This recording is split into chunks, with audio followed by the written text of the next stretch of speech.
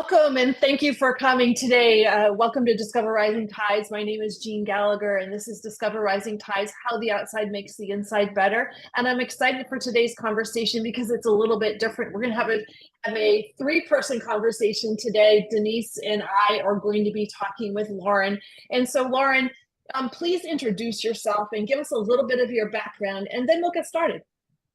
Awesome. I'm so glad to be here, Jeanne. Thanks so much for having me. And Denise, thank you for connecting us. That's awesome. So I am Lauren Yellin Weinberg. My business is called Lasting Change Wellness.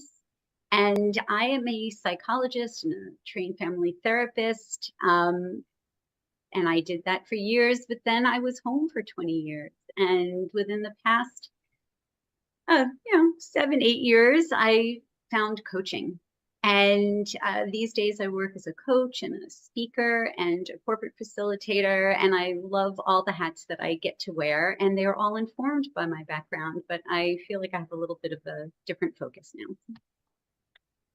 That's really wonderful. And the transition, I want to talk a little bit about the transition between going from your career as it was to your coaching career and how different it is. And does that open up opportunities for you?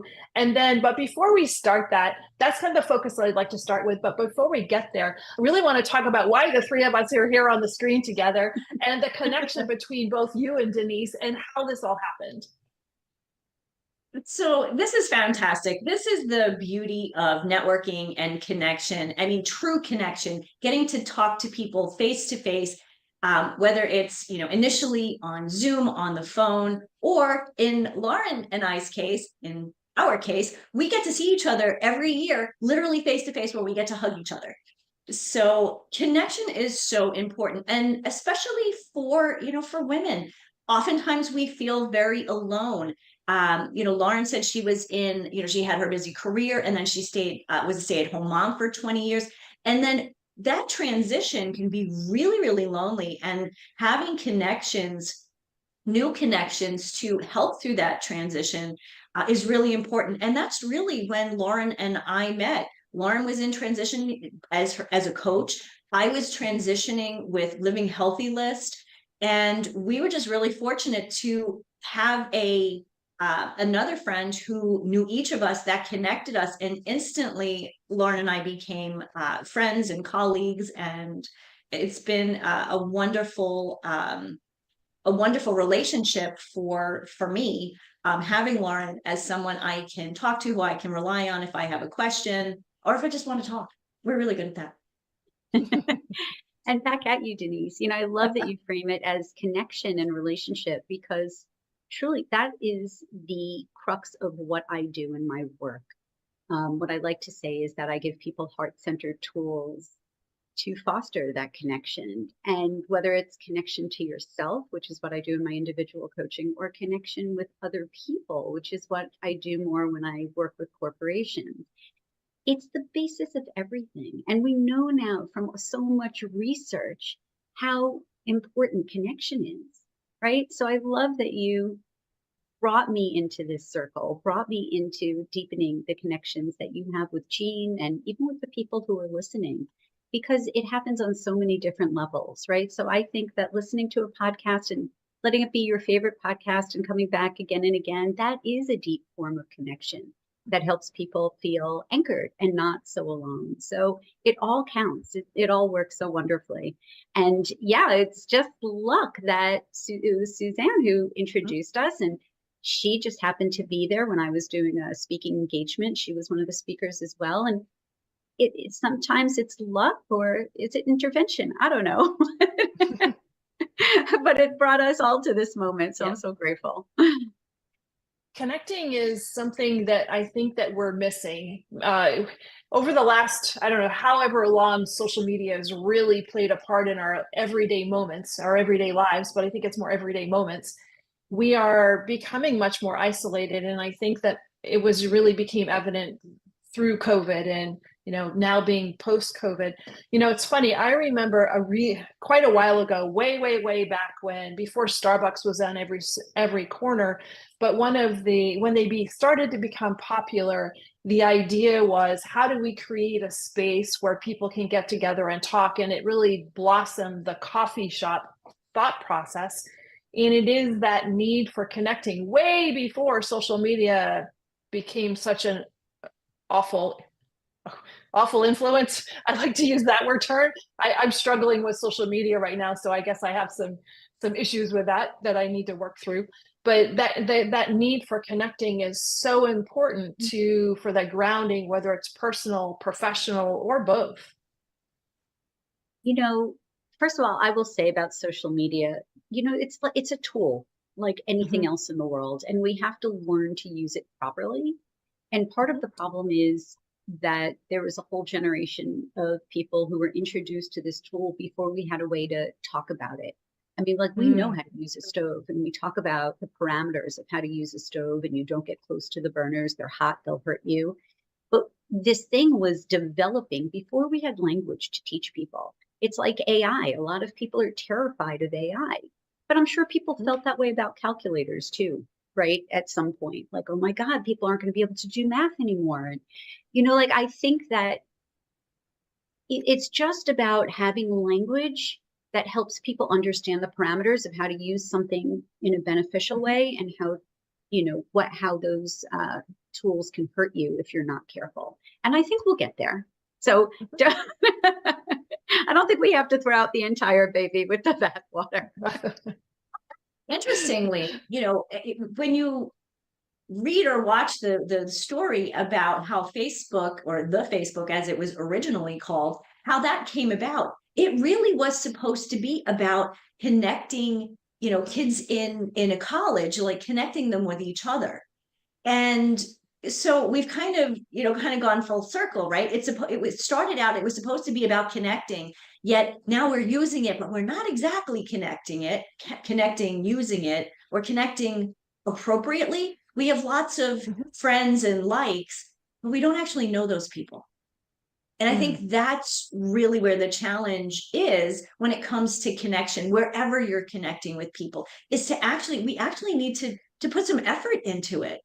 It doesn't just happen, connecting with someone. Sure, I have a whole list of people, in a networking group, but how many of them do I actually know? How many of them, do I know their kids? Or, what they're, that they have kids, where they live, what do they like to do outside of work? I had an interesting conversation with a client the other day, and she is transitioning from a stay-at-home mom back into the work world. And she was at a networking event. Usually it was a dinner event. And she said she almost froze when people would come up to her and say, "So what do you do? What do you do?" And so she decided we talked about this, and we decided to reframe that question and ask, tell me more about you, because it actually invites the person in for a real conversation, rather than, what do you do? I'm a coach. End of conversation, right? So again, I think that we need to put more effort into connecting and making those connections really meaningful.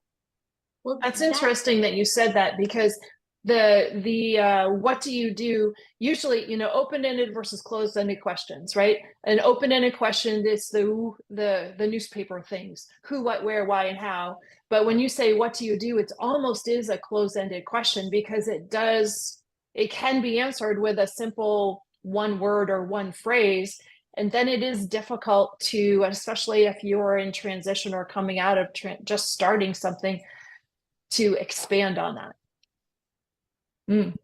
It's true, but I love the fact that you said that you have to make an effort, and I'm going to come back around to this way that we talk about those questions, because they're actually it's been shown, like, there is research that's been shown, and I know I lived this as well, that people who just expect connections to happen end up with fewer connections, and they're more unhappy in general as people.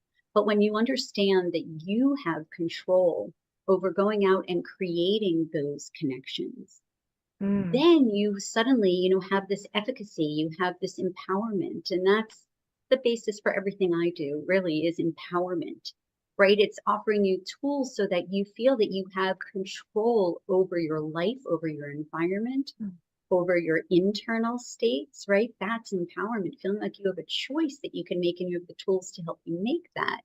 So knowing that you can make the effort, that you can go out, you can create that environment where you're meeting people and you're connecting. And it is terrifying. As somebody who made the transition not that long ago, it is terrifying. And you almost don't know how, and it doesn't get easier when you think about it that way. Like, what do you do? Like, what do you mean? When? Like, Right. how long can I go back? But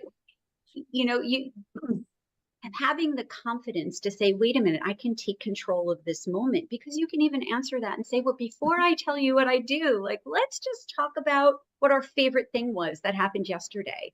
Or, tell me something that you are passionate about, and I'll tell you something that I'm passionate about. Like, you can actually take control of that conversation. You don't have to answer the question that somebody asked you if it makes you uncomfortable. Right? So be intentional about how you show up and connect with people, knowing that you can create that moment the way that it's meaningful to you. I love that you don't have to answer the question exactly as it was asked, because quite often we feel, whoa, now we're in the hot seat because the question came to us. But how do we reframe that question to create a platform for more conversation? And that the work networking thing is so yucky, because that's my professional term for it.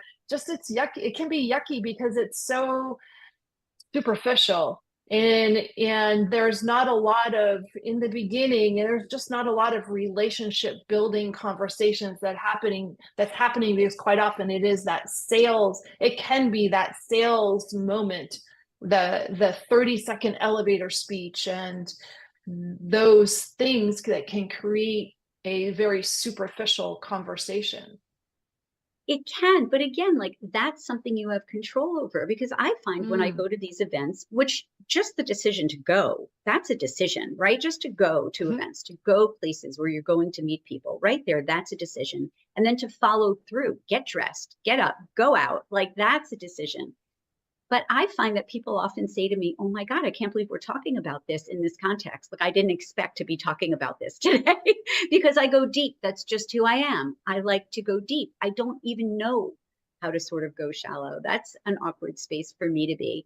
And so I'm always looking in those moments. I think of networking truly as like creating a net, like creating a safety net. Like, if you think about it that way, it doesn't become so odious anymore, right? Like, I'm creating a connective tissue, like a connective net that's going to help hold me. And I try to like think about it like that, because it's not, even for extroverts, it's not always the most comfortable. It's like a contrived, it can be a contrived setting, right? So it's not always just like a natural place to be. But like, if you latch on to something and you ask a follow-up, one of those open-ended questions that you mentioned, Jeanne, like you start to go in, you start to make these inroads. And then, like, my goal when I go to a networking event is never to meet everybody in the room. It's to connect with one or two people more deeply and find a way that we're going to follow up on that. So it's always about relationship building. It's just how you approach it. Love the fact that you can make the decision to make whatever this, whether it's a networking or whatever the social event is, you can decide what you want from it. And you can decide how you're going to even create the event. You're there. What do you want to get from it? What do you want to give? And so I love that you empower people to do that just by telling us that, to change, just to change the whole perspective of networking, to, throwing it as in, out as a net, as a net that is safety net. I love that concept. Because when I agree, when you think of networking, it's kind of like out there reaching out as opposed to bringing in. Totally. Yeah. Like and you're working and like it has the word working in it. That doesn't sound fun at all, right? Right. But what you said is so important to connection in general. You made the distinction between getting and giving. And Mhm. I think that this is important even if you're connecting with people with whom you work. It's the difference between being in relationship and having a transactional relationship. And thinking about people, well, what can I get from you? What can I get from you that's going to help me go do something? What's going to bring me value? As opposed to how can I give you value? Because I think if you Mhm. show with that mindset that what can I offer you? What value can I give? You will get everything you need. You're going to get it. It's going to happen. But when you show with that open heart, again, it's about having that open heart of really showing up in a space, dare I say it, of love. Like, I think love deserves to be in every space. You certainly can talk about that more if you'd like. But if you show up with that loving, open heart of what can I give, then you're Mm. always in that space, holding that space with an open heart. And that's always a good place to be. I really love that because quite often the thought process is I'm going networking. And going networking is a loose term because quite right now we're doing so much online networking as well in a group of a bazillion people, and you go into breakout groups. And still the thought process, well, maybe for me anyways, is how many people can I talk to?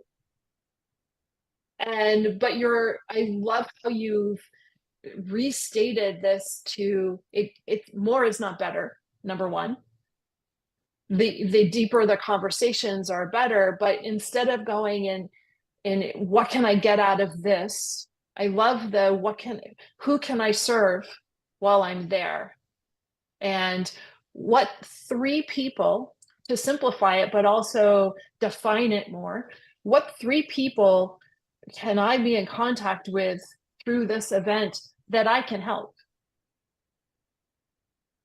Beautiful. Mhm. Love it. Perfect. I'd like to bring this back to something that you said a minute ago, Lauren, about love. And Mm. in much of what I have read and studied, there's two things. There's love and there's fear. So much of what we do in the world, we do out of fear. We're afraid of looking a certain way. We're afraid of not being smart enough, not being enough, all of that fear base. But when we look at life situations, networking, conversations, connection from a place of love, the fear goes away.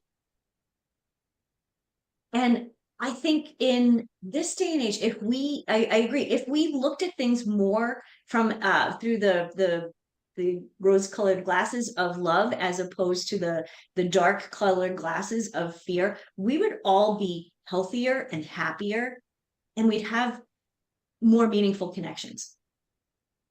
Well, and I love that you said that. I think that's beautiful.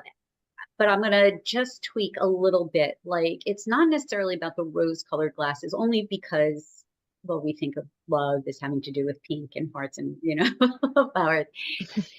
But, rose-colored glasses has that connotation that there's something sort of Pollyanna about it. There's something that's not really grounded. That's true. And Mm. I feel like, first of all, I will say that the opposite of love is not necessarily fear, and it's not necessarily hate. I think a lot of people think the opposite of love is hate. Hate comes from fear, but under fear is something else. Under fear is separation. And I think that that's truly the opposite side of love, is this sense that we are not connected. And it's a mistake that people make. It's an easy mistake. It's a human mistake. It's common human thing. I like to think about it like this. Imagine that we're all icebergs. And the part you can see above the water, that's the very human part of us, which a lot of people refer to as ego, right? And it's not necessarily like conceited ego. It's just the part that's aware, right? You have the part that has all those human needs and the part that makes you individual. Maybe it's your talents and your gifts and abilities, right? It's the part that makes us seem separate. Because if you looked at an ocean with all these icebergs, the peaks would all be separate. Underneath, they are all swimming in that same water. They are all deeply connected, and they get bigger as it goes down, right? So maybe they're even connected to the ocean floor. And what's that stuff is, that's love. That is the stuff that truly connects us. We are all so much more similar. We are all connected in the parts that we don't show, in the parts that don't make us individuals, the parts that make us all similar. And if we can remember that truly we're connected by love, and you start there, then maybe we wouldn't be having all of this crazy stuff that we see going on in the world right now and going on right here, in our backyards, of people feeling so separate, and that anybody different, like you're not connected to those people who are other and over there. The truth is we're all connected, and we're all connected by love. And when people feel separate, I always say it's a problem of not enough love for yourself. Truly, when you are connected, Maya Angelou has a quote. It's something like, the goal is to belong nowhere. And what she really means by that, yeah, right? And it sounds challenging, but it was part of an interview, and there's like a longer part to what she says about that. But it's basically getting at that when you recognize that the only place you need to truly feel at home is with yourself, then you have that home. You're like a turtle. You have that home everywhere that you go. You've got that, your heart, you've got, like, if you fill yourself up from the inside, then you are going to feel at home wherever you are, because you are your home. And that illusion of separateness begins to melt away, because when we're confident and comfortable and feel good about ourselves, the parts we love and the parts maybe that we don't love so much. But when we can reconcile that and still love ourselves fully, we don't feel separate anymore. We recognize that we're just part of the fabric, right? We just are a unique part of the fabric that intertwines all of us. How do we recognize that? How do we recognize that we're missing that, or that we should be realizing a different situation? Well, I think it's, anytime you're showing up somewhere with that sense of giving in order to get, right? Like people who are, some people call them people pleasers. Some people call them somebody with a big heart, right? And they might even be seen as somebody with a big heart, ironically. Like they always want to give to other people. Give, and they don't fill themselves up. Truly, they're giving to other people as a way of getting appreciation, acceptance, belonging. Like when you can give without expecting anything in return, then you know you've arrived. So when you feel yourself wondering, oh, is this enough? Right? Or what Denise said, like recognizing, oh, those thoughts in your head, maybe I'm not enough. Maybe I'm not smart enough, good enough. Or, people talk a lot these days about like imposter phenomenon. Like, oh, they're going to find me out. Like, so there's a disconnect between the thoughts that you have in your head and how you want to feel, or just the feeling in your heart or your gut and how you want to. That's when Is giving without to do something. Is giving without expecting something back difficult? It seems difficult to me, or maybe I'm revealing something I shouldn't be. But it seems it's an easy statement to say, but it almost seems very difficult to truly, genuinely feel. Yeah, and I'm not saying the goal is like perfection. I mean, very few people are Mother Teresa, right? Or Gandhi or something. But there's what happens when you do the work on yourself, when you connect deeply with yourself, is that you see it sooner. And then you can check yourself and say, all right, wait a minute, do I really need this? Right? Do I really need to be accepted by that person who may not really think I'm all that in a bag of chips? Maybe we're not just on the same, wavelength. Like there has to be people that you're willing to, because you can't just give all the time, right? Or you can't always be showing up in a way, doing a tap dance and a song to get noticed or seen in order to feed yourself, to make yourself feel good. Because it's like a sieve. It's just going to go through. You're just going to need to keep filling that up, The only way is to plug those holes. And when you plug those holes and you truly accept and love yourself, it's not so hard. Then you can give truly without, like, I'm going to give, and whatever happens, happens. And it becomes more okay. It becomes easier. And if you are feeling like, oh, but I hope, you catch yourself. Oh, wait, what? What am I hoping? Oh, I like that. It made me think just a second ago about, how we love our children. Okay, in my case, my niece and my nephew, unconditionally, right? It doesn't matter, you give to them, you don't expect them to give you a lot back. Yes, you hope they're going to love you and respect you and all of that, but you give unconditionally, out of love and out of connection and out of respect. So I think sometimes when we're talking about the different relationships, that may change a little bit, whether, you're in a networking event or you're with friends and family.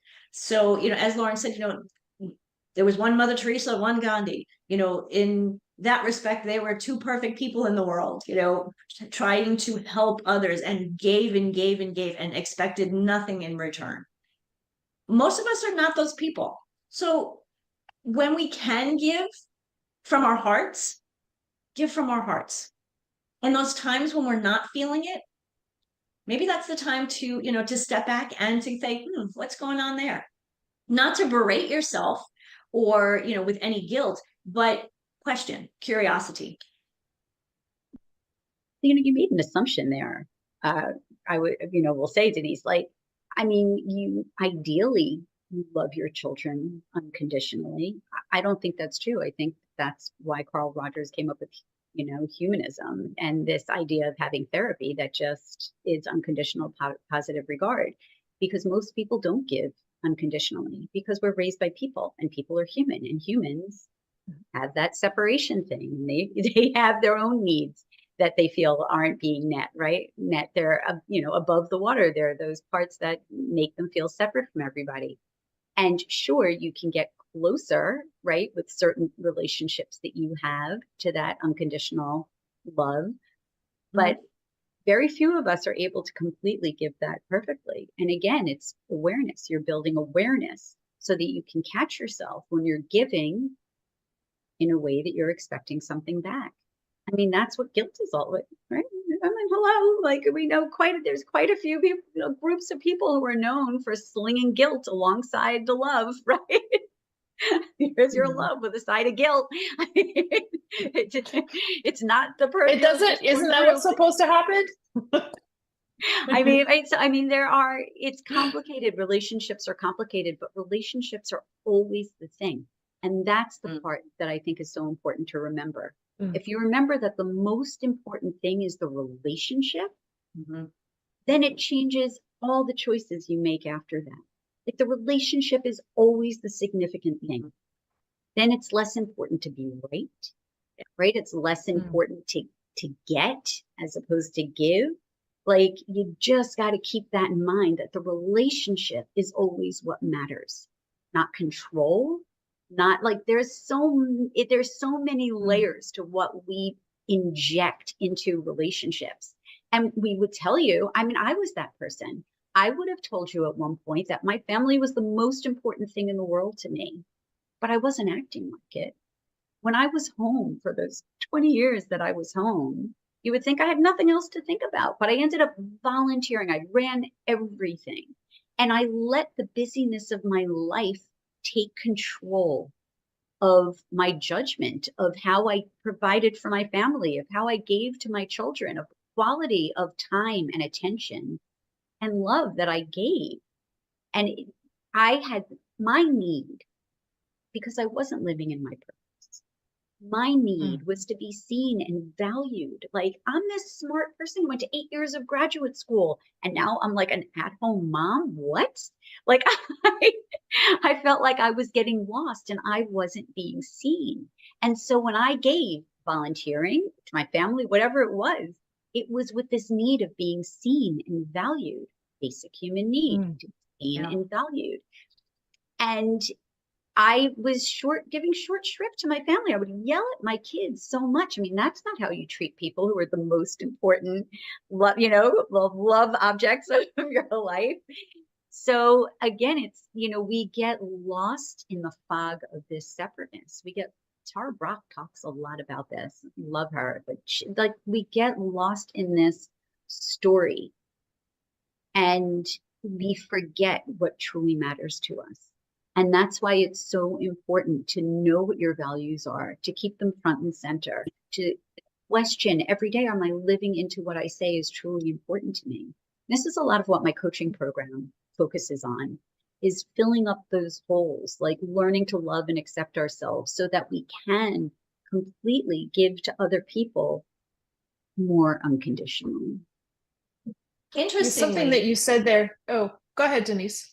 Well, I was just going to say, interestingly, so with Lauren's coaching, I've known Lauren for a while, and so she has considers herself, with her business, the becoming coach. She helps women, empowers women while they're on their journey, to who they are becoming. And I think that's really important to mention, because Lauren, you've been talking about that. You've been talking about it, who are we becoming? We're not perfect today. So my husband Mark has a t-shirt that says better than yesterday. Right. And, it's a reminder, and you're giving us this reminder that we're not perfect, but every day, every relationship, or every connection, we can get better, incrementally. And, it can grow into, who are you becoming? There's no real destination. We keep growing. We keep becoming, right? There's more and more and more that we can do, love, have, be. I just ran out of breath. I'm cracking up because clearly I need to become better and better at marketing myself. So that's why we have Denise. That's why I'm going to insist Denise come with me on every interview. Yes, as the becoming coach. I mean, that is the point, right? It's not about perfection. It's being a little bit better every day. And I say that we are all of us a masterpiece that's never going to be finished, meaning that we are a masterpiece. And the thing it's that we've forgotten. We don't need to add things to understand how perfect and worthy we are. We need to take things away. We have filled up. I like to think of it as this, like we're born these perfect creatures who can love and be loved. That's all they want. That's all babies want, right? Besides eating and pooping, they just want to love and be loved. And, we're all born that perfect creature, but we have this box, and the box gets filled up with junk. It's not in us. It's outside of us. But we forget because we're so attached to this box. And the box is all the doubt and all the judgment and all the fear and all the concern and all the unworthiness. And the truth is that we can learn to lighten that box. We can learn to move that box and to remember who we are underneath, right? It's like that story of the Golden Buddha and the town in Thailand that was being overrun with marauders. I just like that word. And so they covered this giant golden Buddha statue with mud and clay so that nobody who was invading them would understand how valuable it was. But then they forgot. There's so much time went by, they forgot. And it wasn't until they were moving this statue and they accidentally dropped it that some of the clay dropped off and they could see the gold underneath. I mean, that's what I do when I coach. I try to help everybody remember that they are shining underneath. In fact, my coaching program is called Shine. And I truly believe that when you shine, you light up the world around you. And it's just helping people remember, helping them remember to connect to their inner wisdom. Denise had mentioned that before, like paying attention when there's something that doesn't feel right, like trusting the inner wisdom and respecting yourself enough that you're taking the very best care of yourself first. And that really, like all of that joins together, like to help you, become this person that is like, I'm always toward that masterpiece, just becoming better and better. So your transition through your corporate or I'm going to say professional career to your coaching career, which doesn't mean it's less professional, but it's just defined differently. Did that give you, what I'm hearing from you too, is that your coaching program is called Shine, but I honestly think that helped you shine yourself in that transition. Would that be true? Oh, completely. First, I was a therapist before, but Okay. I wouldn't be doing this work if it wasn't for the work that I did on myself. Mm-hmm. And it all started with, well, it started with how I think I mentioned this to you when we spoke, Jeanne, like it started with how I spoke to myself. And we all do it. We all say things to ourselves that we would never say to any other living person. We're so unkind in the way that we talk to ourselves. And for me, it wasn't just what I said to myself, it was how I spoke about myself in front of other people.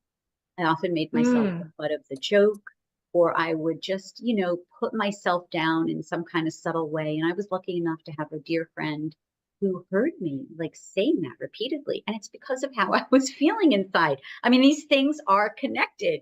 I wasn't feeling good about being home, right? And not yet feeling valued and seen. And it came out in the way that I spoke about myself. And my friend said, stop talking about yourself. And I did. I was so lucky that I heard her. I feel like it was maybe a little angel on my shoulder that I heard her, and I started to catch myself whenever I was saying or thinking something negative about myself. I would neutralize that thought and I would dump it. I would get rid of it. I call that catch and release now. It's a huge part of my coaching program. People find it enormously helpful. You don't have to go through this whole rigmarole of making friends with your inner voice and your thing. And, you know, you catch it, just say, you know, okay, so I feel like an imposter. And then you say, well, there's always a ramp up, right? The neutralizing is that there's always a ramp up when you learn something new, or it's going to take time to really grow into this role. I'm stretching myself. I'm just out of my comfort zone. I'm going to let it go and know that I could always ask for help. I could always learn something new. I can trust myself to figure it out.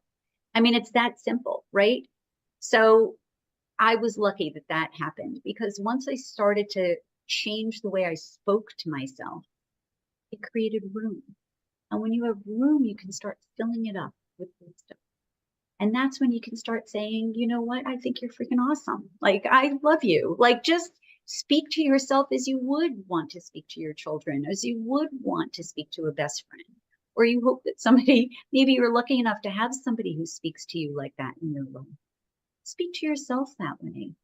And it builds, because no matter really where you start, so long as you start doing something, Denise talks a lot about the way you eat and the way that you move your body.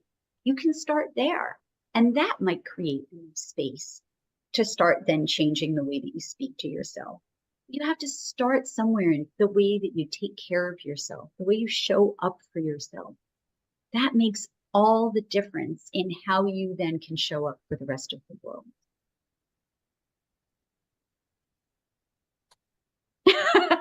I know. That was a lot. I think you're freaking awesome too. Jeanne, I think you're freaking awesome too. And I'm freaking awesome. Okay, we're all awesome. We're good. I didn't want to add anything after that, because I listen to Lauren and I'm like, I learned so much from her. I'm like, I always lean in, even though I'm not supposed to lean in. Yeah.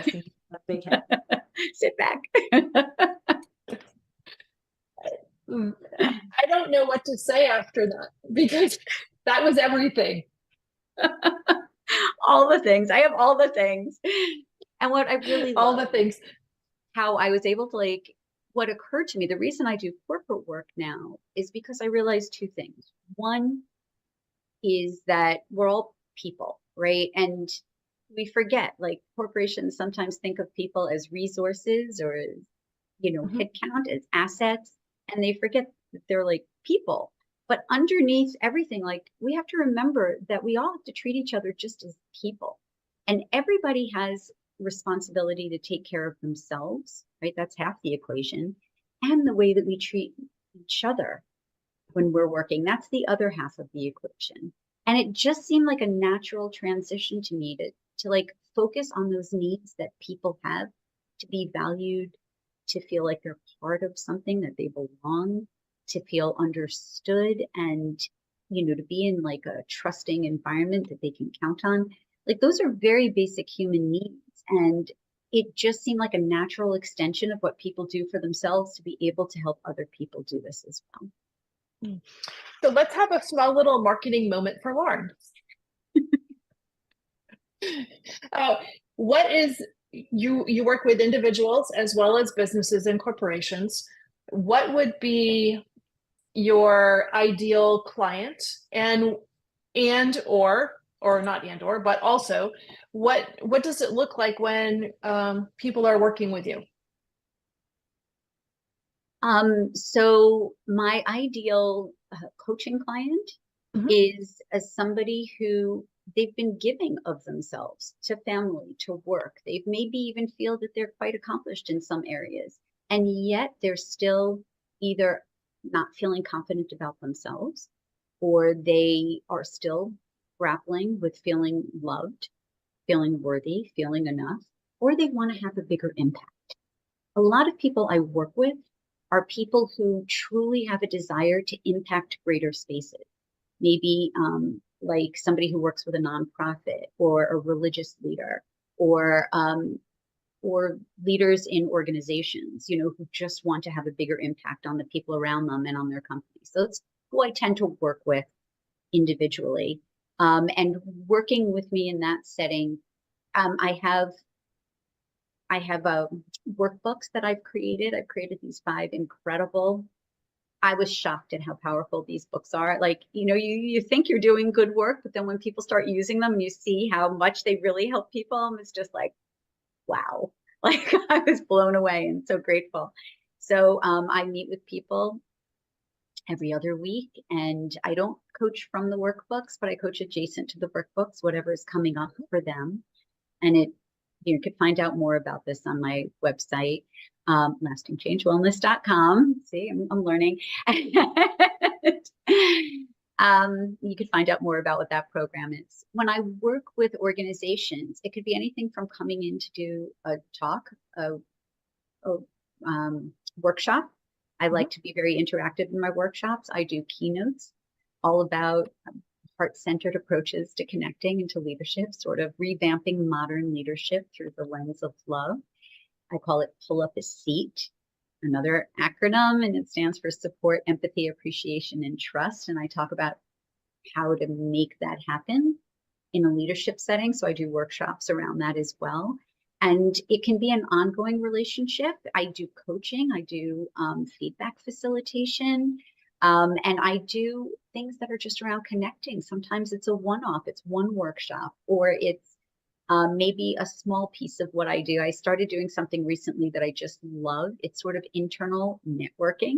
Maybe that's a very appropriate use of the word networking. You're creating a net at work, creating internal. A lot of times companies are global now and people never have a chance to meet each other. And you are missing out on all the water cooler conversation. Or companies who have bought many. The company I'm doing this for is somebody who has absorbed 9 other businesses. And we're looking to help them connect. This is specifically connecting women in the organization, but can be anything. And it's a very fun activity that helps people connect in the moment and continue to connect afterward. So, I mean, it can be a moment or it can be an ongoing relationship. My ideal is the kind of client who wants a little of everything. Maybe you're looking for someone to do some leadership coaching or individual coaching. They want different kinds of facilitation, leadership workshops. And they might also, have a need for me to come and speak when they get together and do their yearly events or something. So I love that sort of ongoing relationship as well. That's all the things. Oh, people are still listening. But Denise, I just really want to thank you for connecting the 3 of us. And Absolutely. There's so much more that we can talk about. I believe there's a lot to dive into here, but I appreciate the conversation. And Lauren, thank you so much for your time today and sharing what you know, and just sharing methods and ways that we can love ourselves first. Well, thank you so much for having me, and thank you for, sharing the conversation with me. I truly appreciate it. Thank you so much for listening today. Today's show was sponsored by Seaside Solutions, my financial services company. As a business owner, it's easy to be pulled in many different directions, and often taking care of yourself plummets to the bottom of the list. For me, I find myself outside to reground. My time outdoors helps me manage my day more effectively and be more present for my clients. Through this, Discover Rising Tides was born. At Seaside Solutions, we truly believe that education is the foundation of financial wellness. Our primary focus is to provide guidance that is designed to help you achieve your long-term financial goals and visions. Working with a plan allows space for doing more things that you love, like being outside to make the inside better. If I can help you create or realign your plan, or if you would like to be added to my weekly newsletter, please let me know. This week's topic was 5 ways to set more achievable goals. Your referral means the big, beautiful world to me, and if I can help, please let me know. And thank you so much for listening, and see you next time.